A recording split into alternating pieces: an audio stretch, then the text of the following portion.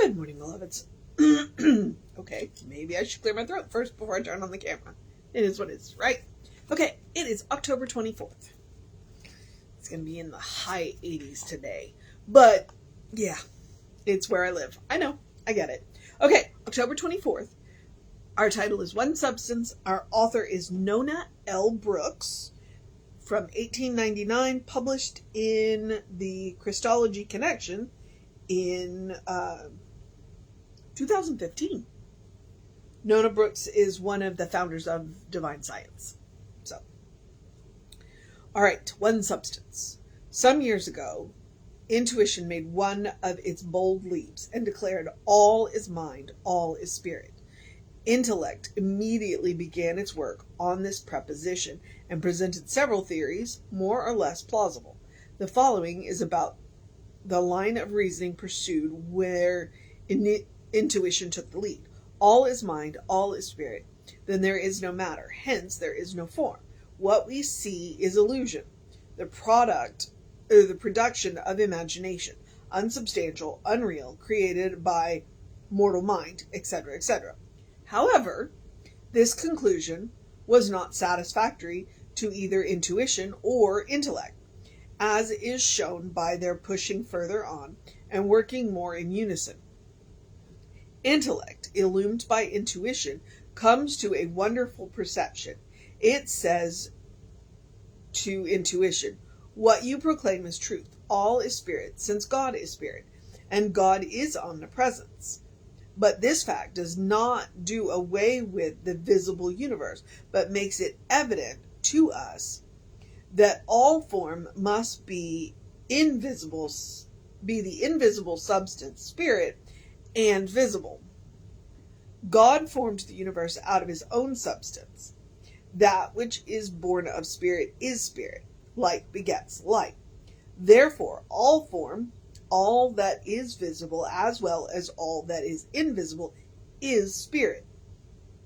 For, since omnipresence is a fact, there can be but one substance, and that substance must be the substance that is omnipresent, the God substance.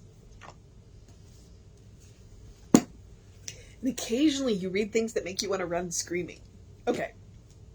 So,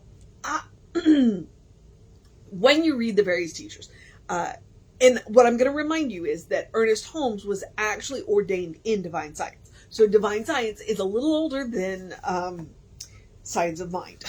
So he, I forget if they said who ordained him. Like, I don't know if he knew Nona L. Brooks. Trying to think. And I've read a couple of his biographies. You'd think I'd know this, but no, not at the moment. Various of the new thoughts handle things differently. I've not read much in A Course in Miracles, but A Course in Miracles absolutely does say the visible world is an illusion. I have been told this. Okay, so if there's a possibility that I'm wrong, check it out for yourself. Mary Baker Eddy kind of falls in that the material world is an illusion as well. Not to the degree that, So, what Nona is telling us is, look, there's one substance, right? There's only one substance, so that means that it's all got to be the same substance. And at some point, somebody went, oh, you know what? If it's all God, then everything's made of God's stuff, in the visible and the invisible. This isn't an illusion. It is temporary, but it's not an illusion. And what the reminder of today's reading is that this is the same substance as God, which can do can do two things. One, it's a reminder of how much power this body has based on its source. It means that far more is possible than we have given, I want to say given rise to, but that's not the word I want. Far more than we've tried, okay? It also should, I don't want to should on you, but rock us back on our heels and make us think how we are treating this substance. So that's the other thing. I follow physics to a degree. I enjoyed physics while I was in school. It was one of my favorite subjects in high school, that I really enjoyed it in college too. But the God particle confused me. And anthropology does the same thing. I'm grateful that when they found the Australopithecine who stood up, they named her Lucy, not Eve. Because when we start mixing the Bible with science, people get weird, including me. So there's a whole branch called biblical archaeology that you want to watch me get up on a soapbox? Let's talk about biblical archaeology. Because how is it faith if we have to prove it? But that's a whole nother discussion. So when I heard about the God particle, it confused the heck out of me, and it kind of ticked me off, to be honest with you. I'm like, well, why have we got to have a God particle? Why are we naming it the God particle? Because that just opens up all kinds of ire in both the science community and the religious community. What I found out is the God particle is where light takes on mass. Okay. Which is still mind-spinningly numb. Because but that's why they titled it the God particle, because light doesn't have mass. But as soon as light takes on mass, then it becomes matter, which in the long run becomes us. So, so somewhere the invisible becomes visible. And so it's a reminder to us, if we are all one substance, if we are all made from the omnipresence, if the only thing that exists is God, that we are all made from that, then it's a reminder that the visible is far more powerful in potential than we have given it credit for. It means that we are capable in potential of far more than we have pushed ourselves to. Because the fullness of God is present in every point, because God is not bound by time and space. Now, I will remind you that the visible is constantly coming out of the invisible into the visible and going promptly back out. That's why we have the circle V. The visible isn't permanent, and it never will be. And so we've got to enjoy it while it's here and understand that it's a process. But it's also how we can say that whatever good we want already exists. It just exists in the visible, invisible, most likely. Sometimes it already exists in the visible, we just haven't gotten there yet. But when we can treat in present tense about whatever it is, because whatever it is already exists in the one substance, in the invisible, because God is not bound by time and space. So that is how we treat in present tense.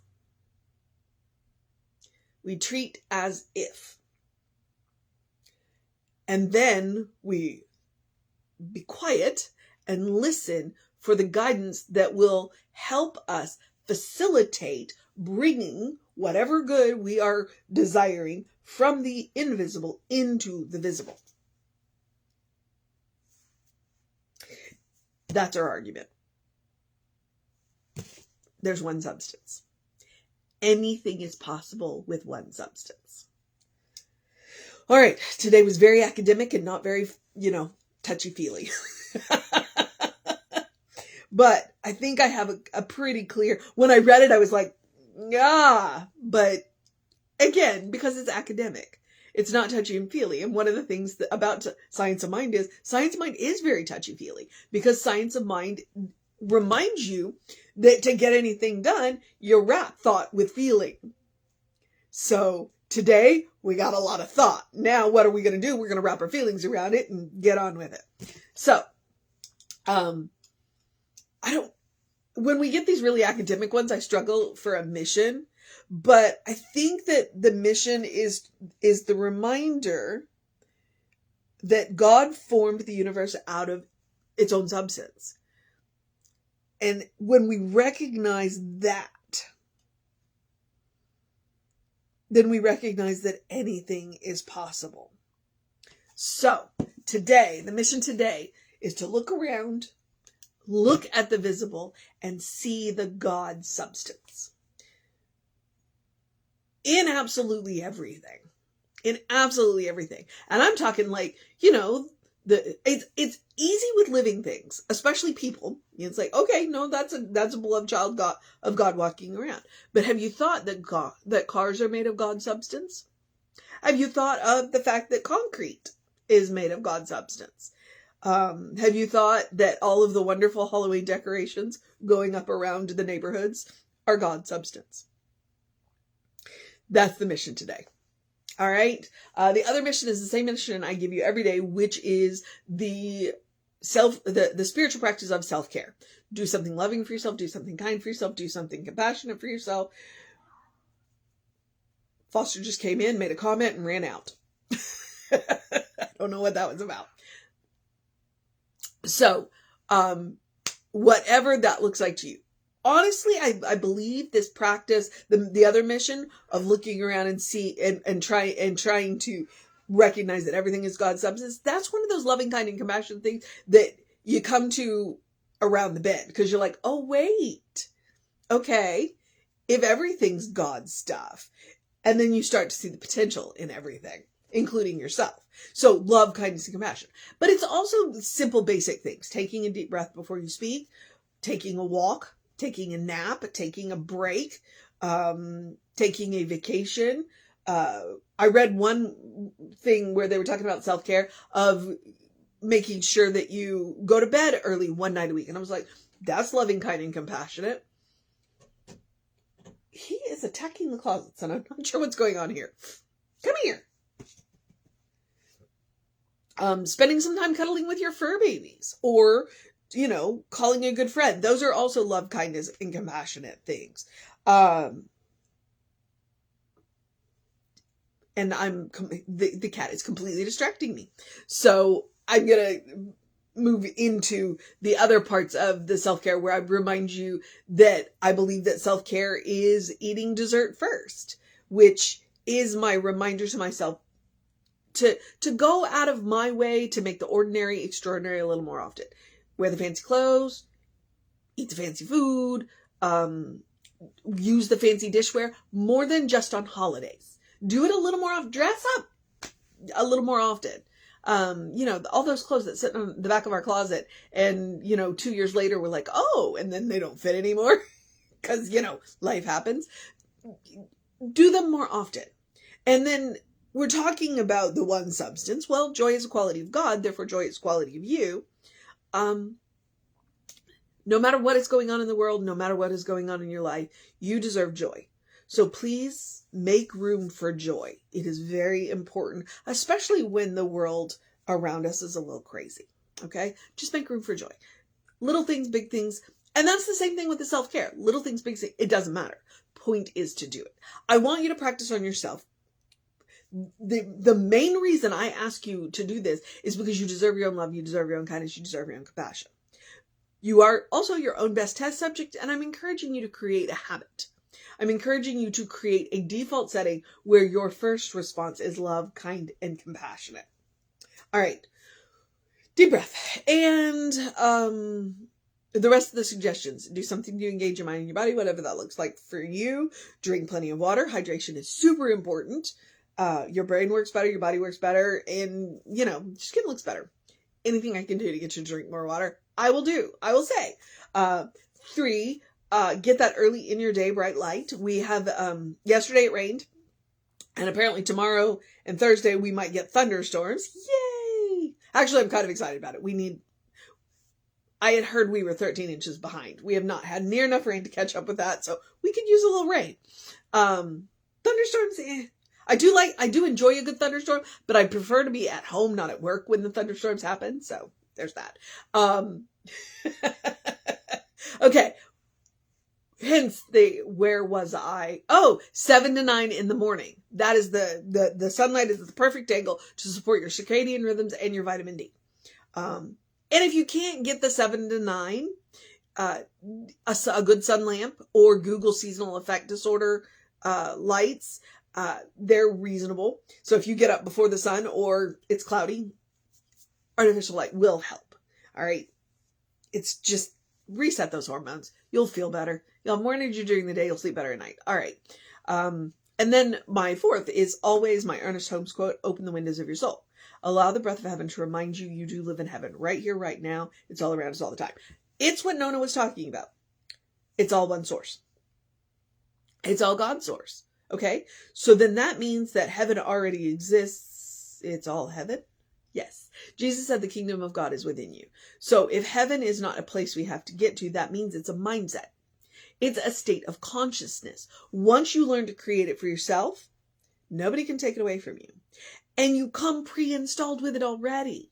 It's part of the Christ consciousness that every living thing is born with. We just don't all call it the same thing.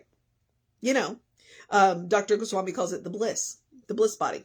So we come pre-installed with that. So it is up to us to activate it. And I will tell you the password is love. Always. Always. So when we look around in the world and we see the world and we go, okay, this is what it is. And we go from there. Okay. Yeah. I'm discombobulated. I'm just going to leap forward into, the social media. We are Creative Life Spiritual Center, Creative Life. No, you know what? I was talking about the heavenly state of mind. Take Emma Curtis Hopkins' advice, look for the good and praise it. She was Christian Science as well. She was the teacher of teachers. She taught a lot of the teachers, including Ernest Holmes. That's why I quote her after I quote Ernest Holmes, because it's like, her advice is good. Count your blessings. You want to change your grumpy mood? Count your blessings. Gratitude will get you everywhere. All right, now I'm going to do the social media. Creative Life Spiritual Center, Creative Life Spark. I'm the running Rev Ryan on the social medias that I am on. I highly encourage you to check them all out. There are hours of content on both Facebook pages and both YouTube channels. So, yeah, look into that. All right.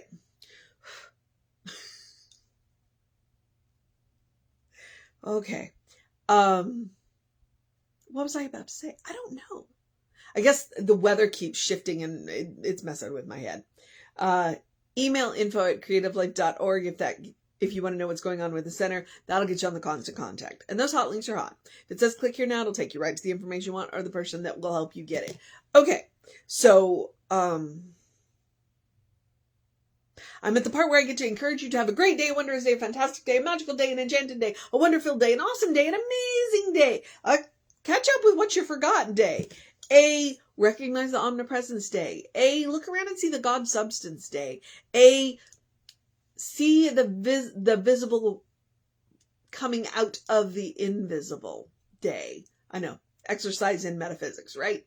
A know that you are a God particle day. A good day. And if that is too much pressure, simply have a day. You are enough, just as you are. You are a beloved child of God. You are a brilliant light. You are a divine spark. You are spirit in motion. You are God in action. Or as Reverend Jesse likes to call us, you're godling. All right? In you, all things are possible. And you get to choose. And what I want to remind you of here is to get to know who you are, to peel back the layers of who you have been told you are by society, by culture, by religion, by people that know you, by people that don't know you, by gender normatives, all of that. Just peel all that away and get to know who you are. Get to know who God knows you to be. I can promise you that person is cool and good.